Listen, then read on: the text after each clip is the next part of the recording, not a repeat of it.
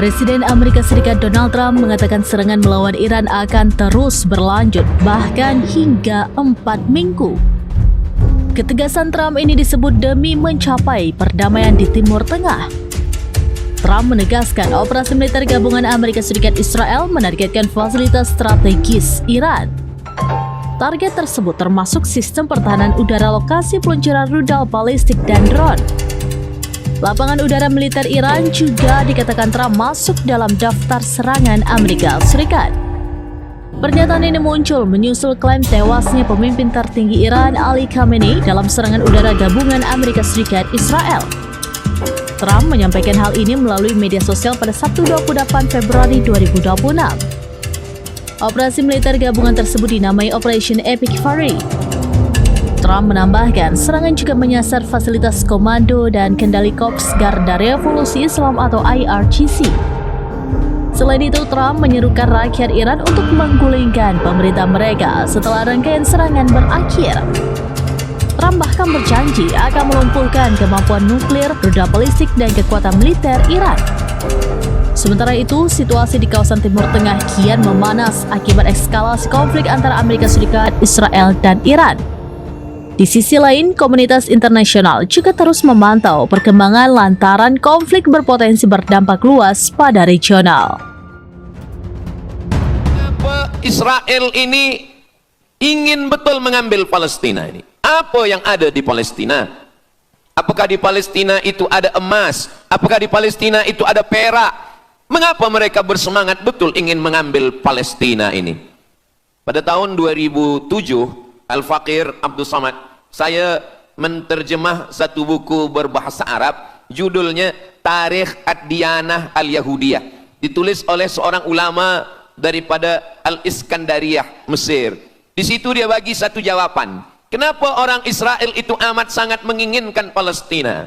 Rupanya ada seorang bernama Israel. Israel maknanya dua. Isra abdun, el bahasa Hebrew language, bahasa Ibrani. El artinya Tuhan, Israel artinya hamba Tuhan. Tapi mereka punya makna yang kedua. Israel artinya al-musari' lillah. Al-musari' lillah, orang yang bergulat, orang yang mengalahkan Tuhan. Rupanya Tuhan pernah kalah. Dan ketika Tuhan kalah, lalu Tuhan memberikan hadiah satu petak tanah. Dan tanah itu adalah tanah Palestina menurut mereka. Jadi mereka meyakini bahwa ketika Tuhan dikalahkan oleh Israel, maka hadiahnya adalah bumi Palestina. Itulah kenapa mereka amat sangat ingin mengambil tanah itu. Tapi kita pula, Palestina bagi kita adalah hijrahnya Nabi Muhammad sallallahu alaihi wasallam yang dituliskan dalam Al-Qur'an. A'udzubillahi minasyaitonirrajim. Subhanalladzi asra bi'abdihi lailan minal masjidil haram ilal masjidil aqsa alladzi barakna haulah. Dulu semasa belajar di Al-Azhar ada satu subjek namanya Al-Milal wan Nihal. Al-Milal maknanya aliran-aliran keugamaan, wan Nihal ugama-ugama. Maka salah satu aliran itu disebut dengan Zion. Zion adalah nama satu bukit yang ada di Palestina. Lalu mereka mengambil nama ini sebagai satu gerakan dunia. Dalam bahasa Arabnya disebut dengan As-Sahyuniyah atau Zionis. Mereka ingin mengembalikan Yahudi ke Palestina. Apa yang membuat mereka ingin? Rupa-rupanya mereka meyakini bahwa mereka menunggu-nunggu seorang lelaki. Lelaki itu bernama Mesyah. Dalam bahasa mereka sebut dengan Mesyah. Dalam bahasa Arabnya adalah Al-Masih. Al-Masih diambil dari kata masaha. Masaha artinya disapu. Kita dalam wudhu ada menyapu. Idza qumtum ila shalah, kalau kamu ingin sembahyang, faghsilu wujuhakum, muka dibasuh, wa aydiyakum ilal marafiq, tangan pun dibasuh hingga ke siku, tapi kepala dengan telinga tidak dibasuh. Kepala dengan telinga disapu. Wamsahu biru'usikum, disapu. Jadi kenapa dia dikatakan Al-Masih? Kerana dua. Pertama, waktu lahirnya badannya disapu dengan minyak. Yang kedua, setelah dia besar, bila dia tengok orang lumpuh, dia sapu. Orang yang lumpuh boleh tegak berdiri. Bila nampak orang buta, dia sapu. Orang buta boleh menengok. Bila nampak orang mati, dia sapu. Dan orang mati pun boleh tegak berdiri. Dia tunjuk tanah, ya ard umbuti, wahai tanah tumbuh tanaman. Dia tunjuk langit, ya sama imtiri, turunkan hujan. Dia tunjuk orang mati, ya mayyit qum, orang mati tegak berdiri. Maka dia disebut dengan Al-Masih. Tapi Al-Masih ini ada yang original. Itulah dia Al-Masih Isa anak Maryam alaihi salam. Tapi ada Al-Masih satu lagi. Macam Isa. Orang Arab bila ada mangkuk mereka sebut dengan wi'a. Kalau mangkuk ini emas, mereka katakan al-wi'a az-zahabi, mangkuk emas. Tapi kalau mangkuk ini dari perak tapi dibalur dengan emas, mereka akan mengatakan al-wi'a al-mudajjal. Dia bukan emas, tapi dia nampak macam emas, maka dia namanya mudajjal. Begitu juga dengan Al-Masih ini. Al-Masih yang betul-betul Al-Masih, dia adalah Al-Masih Isa anak Maryam. Tapi ada yang macam Al-Masih, bentuknya macam Al-Masih, macam mukjizat Al-Masih, tapi dia bukan Al-Masih. Itulah dia Al-Masih Ad-Dajjal. Sebenarnya mereka sedang menunggu Al-Masih Ad-Dajjal. Kita pula sebelum salam kita minta perlindungan kepada Allah dari Al-Masih Ad-Dajjal. Allahumma inni a'udzubika min adzabi jahannam wa min adzabil qabri wa min fitnatil mahya wal mamat wa min syarri fitnatil masihid dajjal. Kita minta tolong pada Allah supaya jauh daripada Dajjal. Mereka menunggu Dajjal. Kenapa mereka ingin menunggu Dajjal? Sebab menurut mereka bila Al-Masih Dajjal ini datang, maka nanti kambing akan berdamai dengan serigala. Semua akan hidup tenang dan mereka akan menjadi penguasa dunia. Selain daripada Yahudi Israel adalah ghaim. Ghaim adalah keledai tunggangan. Jadi sebenarnya sesiapa saja pun yang bukan Yahudi, dia hanya akan menjadi keledai. Dan mereka ini adalah agama yang juga sebagai suku bangsa, yang juga sebagai sebuah negeri. Kita Islam, agama kita, tapi bangsa kita Melayu. Dan kita tinggal duduk, ada Melayu di Sumatera, ada Melayu di Semenanjung, ada Melayu di Kalimantan, Borneo. Melayu tersebar di beberapa negara. Tapi Yahudi tiga. Yahudi sebagai agama, Yahudi sebagai bangsa, Yahudi sebagai negeri. Mereka ingin mewujudkan ketiga-tiga ini menjadi satu. Kami bangsa Yahudi, kami agama Yahudi, dan kami punya negeri Yahudi. Itulah keinginan mereka. Maka mereka sedang menantikan raja mereka. Raja mereka adalah Al-Masih Ad-Dajjal. Dan Al-Masih Ad-Dajjal ini akan turun kalau syarat-syarat ini mereka penuhi. Kata Syekh Fargallah dalam subjek Al-Milal wan Nihal. Maka yang pertama diminta oleh Al-Masih Ad-Dajjal ini adalah semua Yahudi kembali kepada bumi Israel. Mereka mengatakan itu bumi punya dia dan semua akan kembali. Rupa-rupanya mereka tiada punya negeri. Sama macam nasib orang Kurdi. Kurdi ada di Turki, Kurdi ada di Irak, Kurdi ada di beberapa belahan bumi. Syekh Amin Al-Kurdi, mursyid tarekat Naqsabandiyah di Mesir, orang Kurdi, tapi duduk di Mesir. Syekh Muhammad Said Ramadan Al-Buti, orang Kurdi, tapi duduk di Suriah. Salahuddin Al-Ayyubi, orang Kurdi, tapi dia raja di Mesir. Mereka pun di seluruh dunia ada, tapi mereka tak ada punya negeri. Maka mereka ingin mengambil Palestina, mereka ingin kembali ke negeri yang menurut mereka inilah adalah hadiah daripada Tuhan, kerana Tuhan kalah bertembung, bertarung dengan nenek moyang mereka bernama Israel menurut hikayat mereka. Yang ini semuanya adalah asatirul awalin, hanya dongeng-dongeng nenek moyang mereka zaman silam. Lalu kemudian datanglah Theodor Herzl menghadap kepada Sultan Abdul Hamid, Sultan Turki. Mereka ingin membayar dengan ratusan keping emas. Apa kata Sultan Abdul Hamid? Dulu Palestina itu diambil dengan darah dan nyawa, maka saya tidak akan memberikannya dengan emas. Lalu kemudian apa yang terjadi? Mereka menghalau Sultan Abdul Hamid dengan seorang lelaki bernama Mustafa Kemal Ataturk. Lalu kemudian hilanglah khilafah Islamiyah. Ketika khilafah Islamiyah tahun 1924 ini jatuh, hilang, tumbang, maka ketika itu umat Islam tidak lagi ada pelindung. Dan ketika itulah mereka mengambil Palestina. Mereka merebut, mereka mengambil, seperti yang dikatakan Sayyidina Muhammad sallallahu alaihi wasallam, kamu akan diperebutkan seperti makanan yang ada di atas meja makan. Satu mengambil kakinya, satu merebut kepalanya, satu mengambil dadanya, dan tercabik-cabik, dicakar, dimakan, dipotong. Tak ada satu pun yang peduli. Alhamdulillah, kita malam ini masih peduli. Kita sedang mengajarkan kepada belia-belia, kita sedang mengajarkan kepada pemuda-pemuda Islam. Mudah-mudahan sampai anak cucu kita sampai hari kiamat masih lagi peduli kepada Palestina, insyaAllah. Allahu Akbar. Semua Yahudi kembali ke Palestina. Maka sekarang mereka sudah berkumpul. Berapa jumlah mereka? 9 juta Yahudi sudah berada di Palestina. Itu syarat supaya Al-Masih itu turun. Sebab Al-Masih tidak mahu turun kalau Yahudi-Yahudi ini tidak kembali ke Palestina menurut mereka. Maka Yahudi dari Rusia kembali, Yahudi yang ada dari Amerika kembali semuanya. Dari mulai tahun 1946 sampailah hari ini 2025, tahun hadapan 2026, 80 tahun lamanya mereka sudah berkumpul menunggu kedatangan Al-Masih dengan cara berkumpul. Dan mereka yang datang ini hanya keturunan Yahudi dari puak ibunya saja. Yahudi ini tidak menerima dari puak ayah. Jadi kalau ada ayahnya Yahudi, emaknya tak Yahudi, dia tiada diterima. Sebab mereka guna dari puak ibu. Maka bila ibunya Yahudi, maka dia akan diterima. Ada satu Yahudi yang tidak diterima, Yahudi Falasha dari Afrika. Yahudi Falasha ini datang, mereka dari Ethiopia, mereka menyeberang ke Sudan, dari Sudan mereka masuk ke Mesir, dan mereka datang ke Palestina. Mereka pun nak masuk juga, tapi mereka tertolak. Sebab dia mengaku Yahudi, tapi kulit dia hitam. Saya tak tahu di tempat kita, tapi di tempat saya banyak juga Yahudi, namanya Yahudi pesek.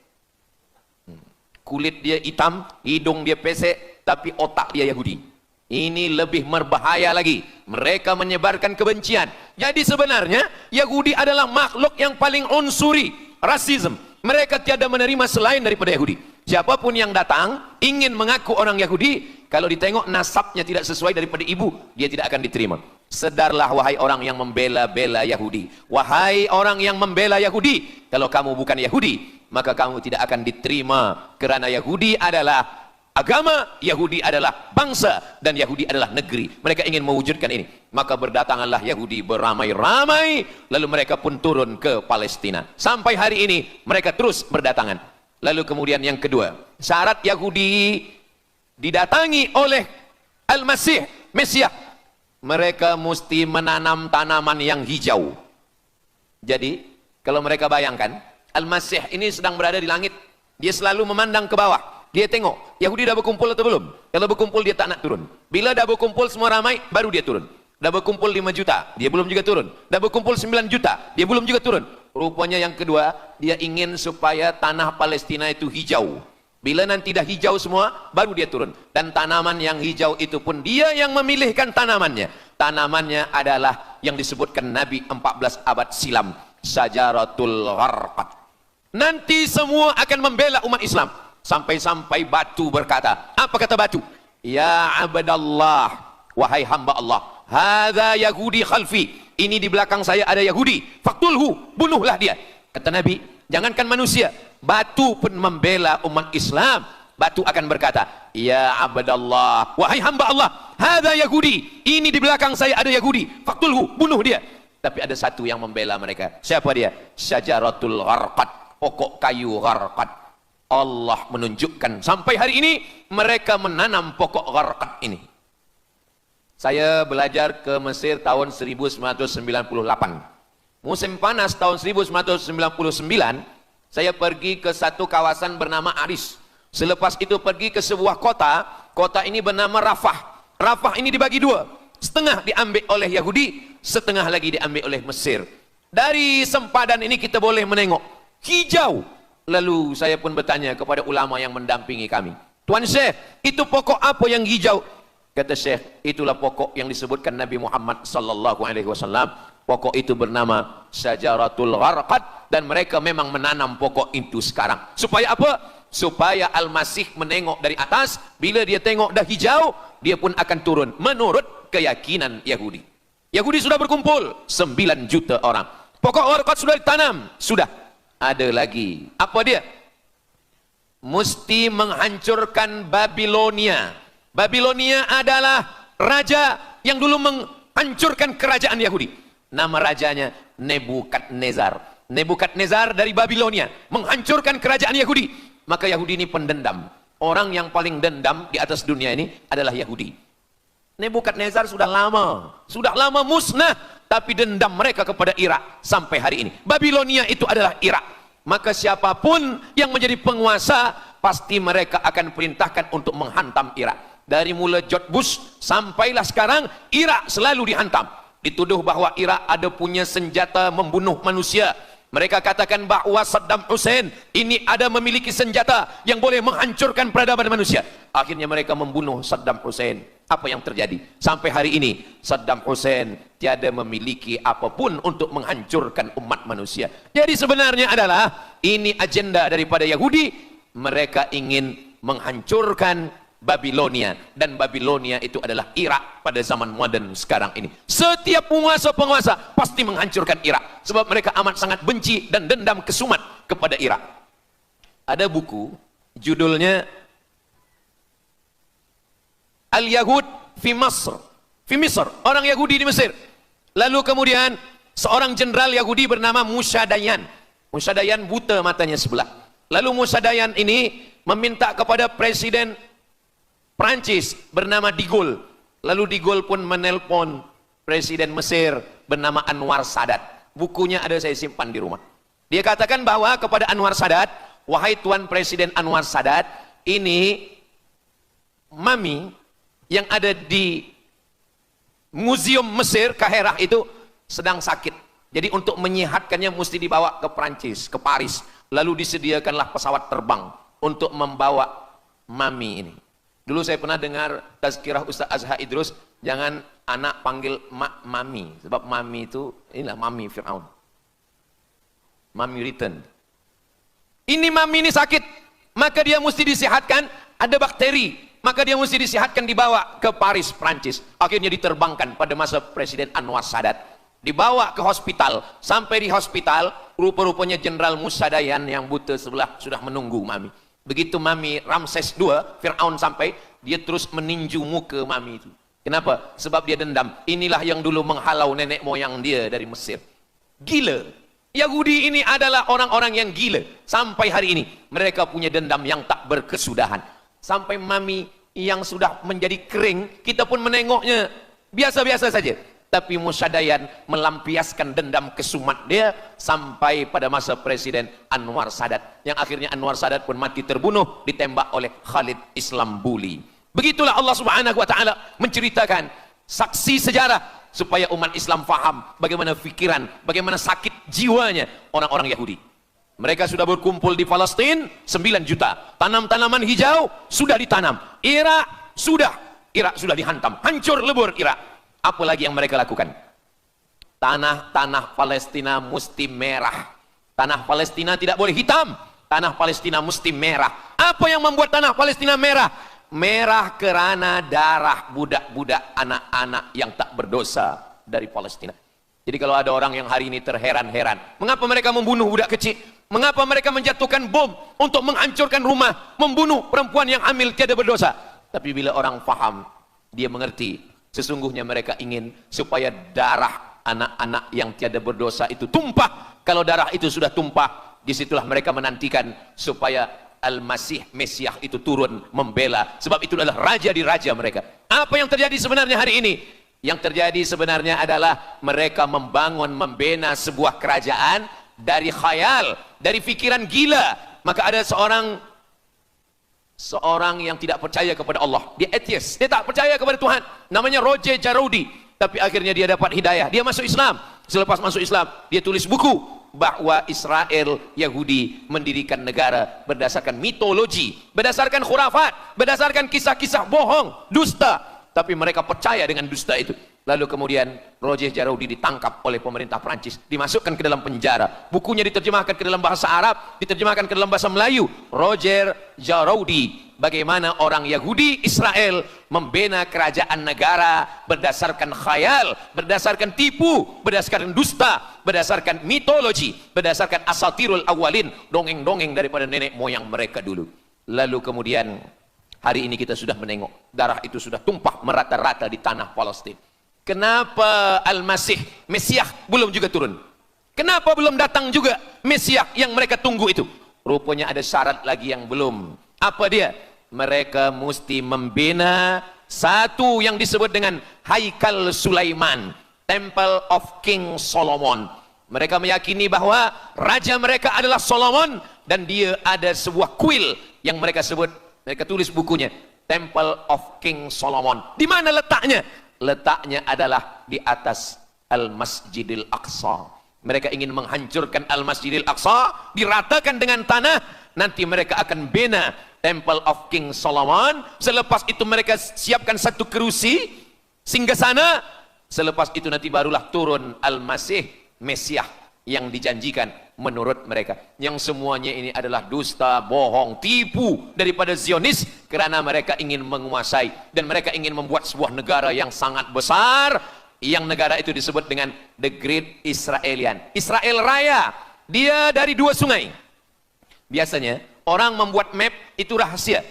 Map biasanya rahasia yang disimpan. Tapi orang Yahudi Israel, mereka buatkan mapnya di dalam bendera mereka. Kita membuat sesuatu yang rahasia kita simpan. Tapi mereka membuat satu garis biru di atas, satu lagi garis biru di bawah. Yang di atas itu adalah sungai Nil. Sungai Nil di atas. Dan yang di bawah itu adalah sungai Efrat. Sungai Nil di atas, Afrika Utara, Mesir. Sungai Efrat di bawah, sungai Efrat ada di Irak. Lalu di tengah itu ada bintang segi 6. Apa maknanya? Mereka ingin membina sebuah kerajaan yang luasnya dari Nil hingga ke Efrat. Itulah kenapa ketika mereka membuka embasi di Kairo, ketika Israel membina embasi di Kairo, ini sungai Nil, ini bagian atas, ini bagian bawah. Kerajaan Mesir membagi embasi Israel tanah di bawah sungai Nil. Mereka tidak mau. Mereka ingin membina embasi di atas sungai Nil. Kenapa mereka tidak mau membina embasi di bawah sungai Nil? Karena menurut mereka di bawah sungai Nil adalah negeri kami. Orang membina embasi hanya di luar daripada kerajaannya. Jadi sebenarnya menurut pengakuan mereka, Mesir yang ada sekarang, semua yang ada di bawah Nil hingga ke Efrat Irak, itu adalah kerajaan mereka, yang kalau mereka mewujudkan itu nanti, mereka akan menjadikan semua manusia ini sebagai keledai tunggangan. Alhamdulillah, itu disampaikan oleh Syekh Fargallah. Lalu kemudian kami membacanya, mempelajarinya, beliau bacakan di kelas, dan hari ini saya amat sangat bersenang hati. Tapi kita tetap susah hati dengan Palestina. Saya merasa senang hati sebab saya boleh menyampaikannya kepada para belia pemuda muslimin muslimat yang hadir malam ini. Macam mana suara saya, jelas tak jelas? Jelas. Yang saya sampaikan ini boleh faham? Alhamdulillah. Yang tak faham nanti faham sendiri insyaallah. Begitulah Allah Subhanahu wa taala. Saya dulu pernah berjumpa dengan Syekh Muhammad Jibril. Lalu kemudian saya tanya Syekh Muhammad Jibril, "Syekh, kenapa Allah membinasakan kaum Ad, kaum Samud, kaum Madian? Wa ila Samud akhahum Salihah, wa ila Madyana akhahum Syuaiba, wa ila Adin akhahum Huda." Madian, Samud, Ad, semuanya musnah. Iram dzatil imad, Iram hilang semuanya. Tapi kenapa Yahudi ini masih ada sekarang? Kenapa Allah tak musnahkan? Kata Syekh Muhammad Jibril, Allah Maha Kuasa untuk memusnahkan Yahudi Israel. Senang saja bagi Allah. Innama amruhu idza arada syai'an ayyakula lahu kun fayakun. Yahudi Israel mati semua rata dengan tanah. Satu jeritan malaikat mati mereka semua. Allah goncangkan bumi, habis mereka ditelan bumi.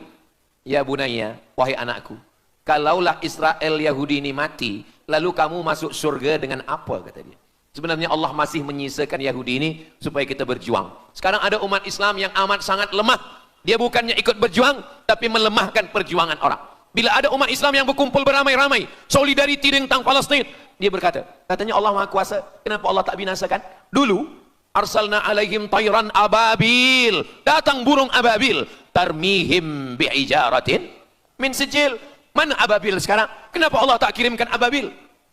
Saya pun pernah tanyakan ini kepada masyayikh, Syekh, kenapa Allah tak kirimkan ababil? Dulu, ketika Abdul Muttalib memegang kunci Ka'bah, masa itu tak ada orang beriman. Abdul Muttalib bersendirian, lalu kemudian dia datang ke Ka'bah, dia letakkan kunci itu. Ya Allah, inna lihadzal baiti rabban yahmih. Saya sendiri seorang saja, saya tak sanggup untuk menolong Ka'bah. Inna lihadzal baiti rabban yahmih.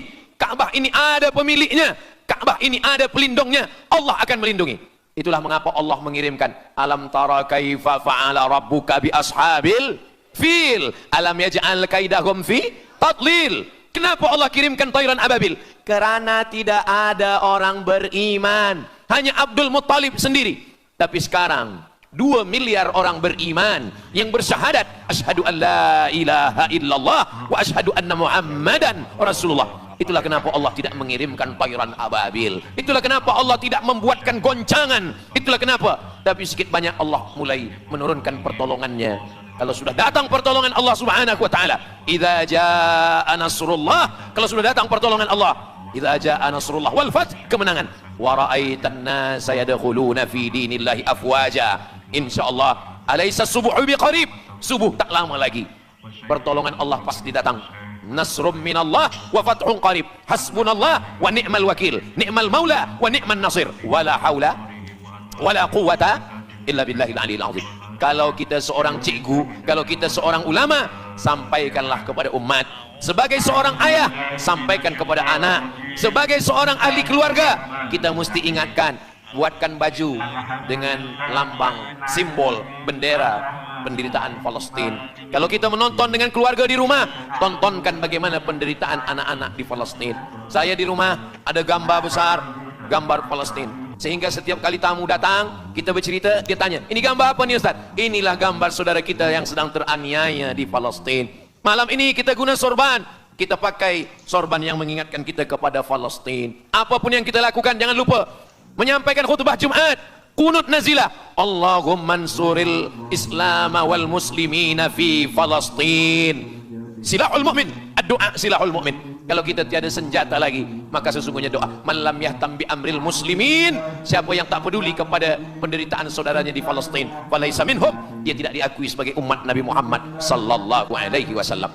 Orang beriman bukan setakat sembahyang subuh, zuhur, asar, maghrib, isya. Orang beriman bukan setakat ditengok berapa kali dia ke Baitullah haji dan umrah, tapi orang beriman bagaimana perasaan dia kepada saudaranya. Maka kata Nabi SAW, la yu'minu ahadukum, kamu tidak beriman, kalaupun kamu beriman belum sempurna, hatta yuhibba li akhi, sampai engkau sayang kepada saudara.